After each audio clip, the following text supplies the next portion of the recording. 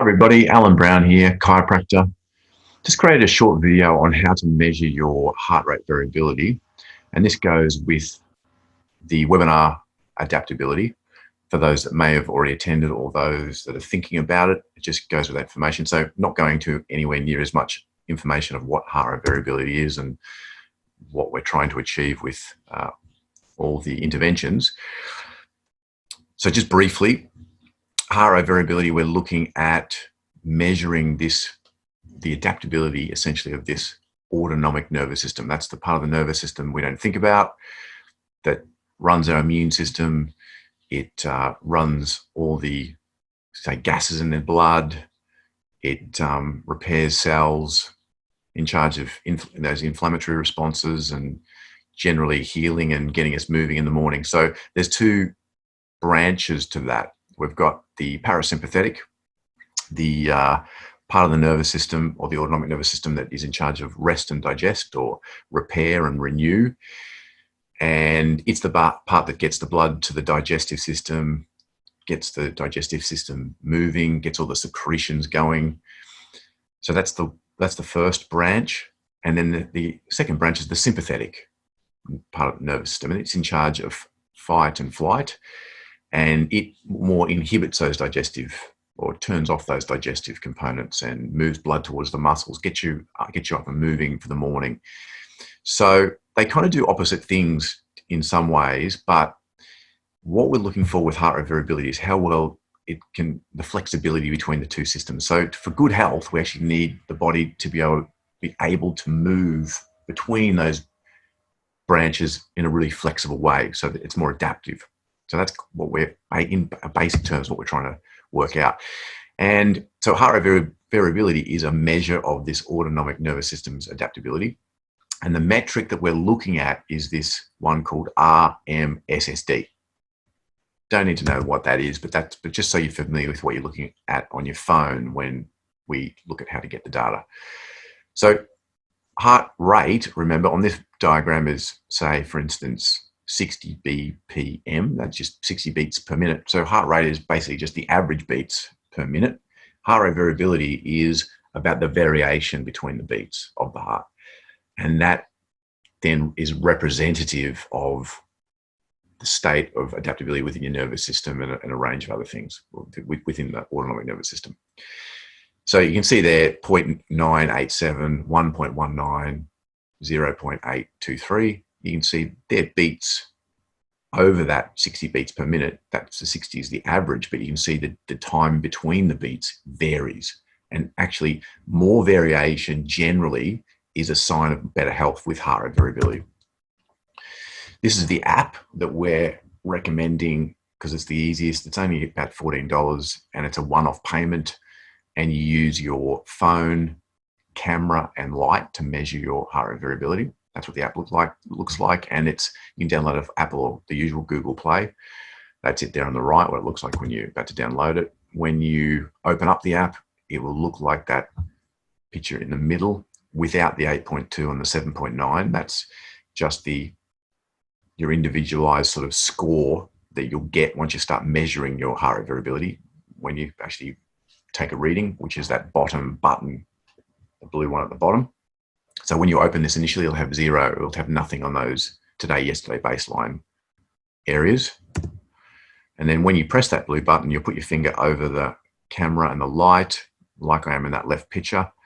And then you'll see on the screen, there's a red circle, and that will be full red once you've got your finger over the camera and the light. Then under that PPG, you'll see the little squiggle kick in as it starts to measure your heart rate. And then that data goes into an algorithm that gives you your heart rate variability. So it'll tell you your heart rate at the time.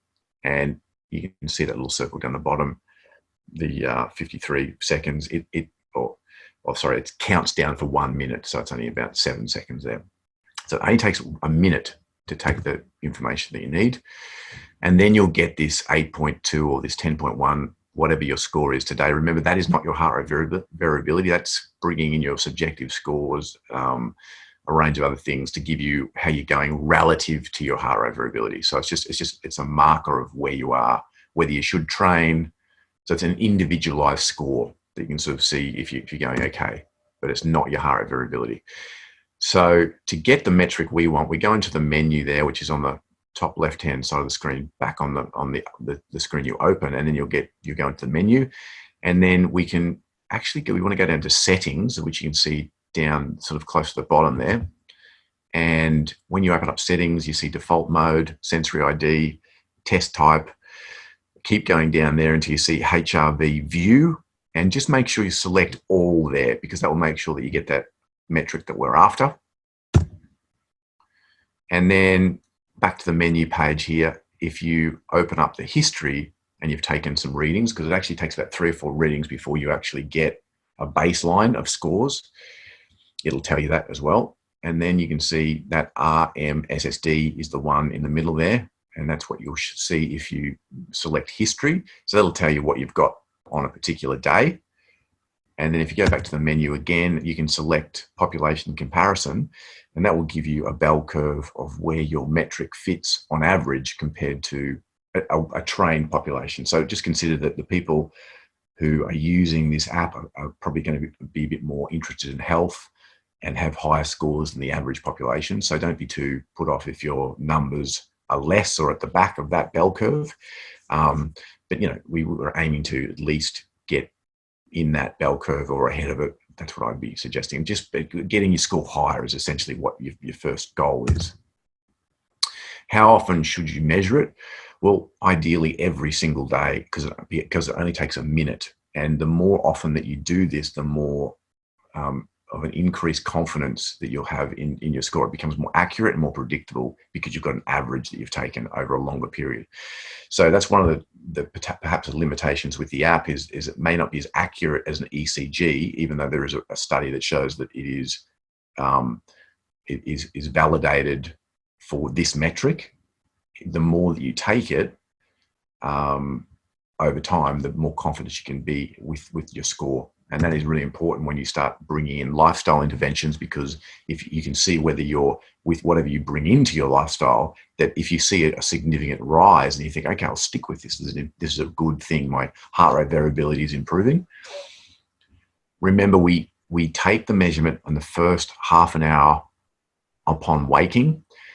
And really the reason for that is we're coming out of that parasympathetic state because we've been asleep. Generally, unless you've been doing shift work, but in that case, you take it from your longest sleep, and you want to do it consistently the same time wherever you can. It's as consistent as possible. So don't get caught up in normal numbers, sort of getting caught up in readings of isolation. You want to look at your average is what we're really interested in. And so that's why taking it daily is really important. When you're measuring it, you can lie down in bed or sit up and do it. Either is fine, but you need to do it the same every day to make it more repeatable, more consistent. So I do it lying down. I get up, grab my phone, turn it on, take the measurement, lying down, relaxed, get that 1 minute, plug in my subjective scores, hop up and get on for the day. It's just getting your routine in there, and it takes very little time.